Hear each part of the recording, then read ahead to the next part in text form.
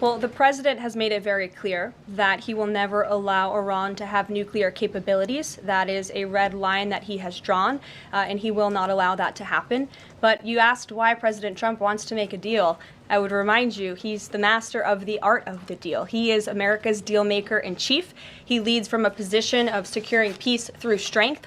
And I think time and time again already, in just 4 weeks, we have seen the president being able to negotiate successful deals with our partners, our adversaries all around this world. The release of Mark Fogel just last night is something that I think speaks to the president's deal-making ability. This is something that the Biden administration allegedly tried to do for 3.5 years. I think you all should go back and ask some of those Biden administration officials what they even tried to do and why weren't they successful, because for 3.5 years Mark Fogel sat in a Russian prison and it took President Trump 3 weeks to get him back on American soil. There's nobody better at making deals than Donald Trump.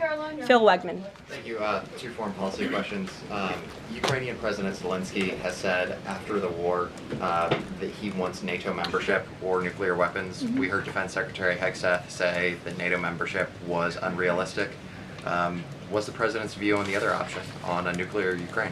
I have not talked to President Trump about Ukraine's NATO membership or their nuclear capabilities. I would leave it to him to discuss. But I will tell you again that Secretary Rubio and also the Vice President, J.D. Vance, will be meeting directly with President Zelensky in Munich on Friday, and I'm sure they will provide a readout of that conversation and that discussion. And then the second question, given that this administration has called on Europe to take more responsibility for their own defense, I'm wondering, will the EU or any other European nation other than Ukraine be involved in these peace talks?